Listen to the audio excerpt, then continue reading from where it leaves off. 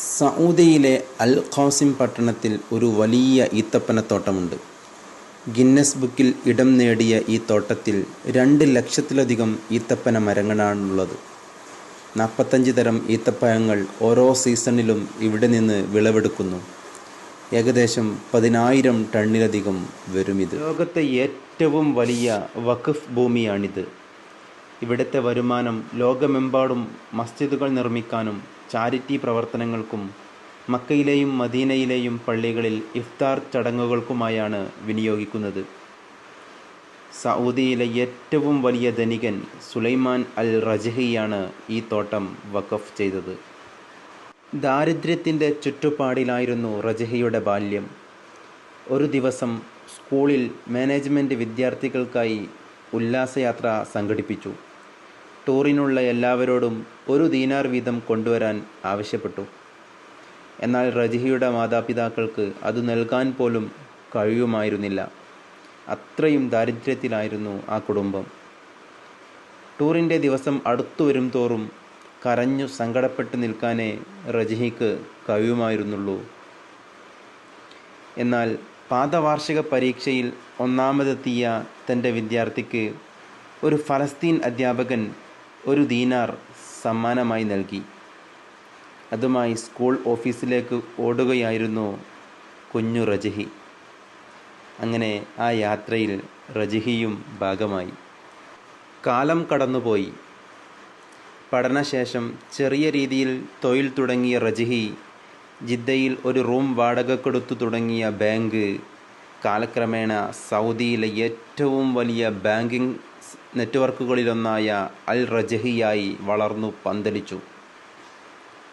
തൻ്റെ ആ പഴയ അധ്യാപകനെ തേടിയിറങ്ങിയ റജഹി കണ്ടത് ജോലിയിൽ നിന്നും വിരമിച്ച് വീട്ടിലെ സ്റ്റൗ കത്തിക്കാൻ പോലും വെട്ടമില്ലാത്ത റൂമിൽ കഴിയുന്ന ആ അധ്യാപകനെയും കുടുംബത്തെയുമാണ്. ഞാൻ നിങ്ങളുടെ ഒരു കടക്കാരനാണ്, റജഹി അധ്യാപകനോട് പറഞ്ഞു. ദരിദ്രനായ ഈ താൻ എന്താണ് നിനക്ക് കടം തന്നത് എന്നായിരുന്നു അധ്യാപകൻ്റെ ചോദ്യം.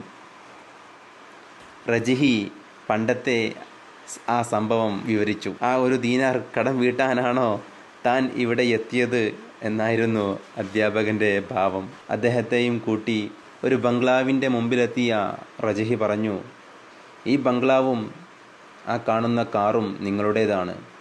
ഇനി മുതൽ നിങ്ങളുടെ എല്ലാ ചെലവുകളും എൻ്റേതു കൂടിയാണ്. ആനന്ദക്കണ്ണീരോടെ നിൽക്കുന്ന ആ അധ്യാപകനോട് റജഹി പറഞ്ഞു, നിങ്ങളെന്ന് ആ 1 ദീനാർ തന്നപ്പോൾ എനിക്കുണ്ടായത് ഇപ്പോൾ നിങ്ങൾക്കുണ്ടായതിൻ്റെ ഇരട്ടി സന്തോഷമാണ്.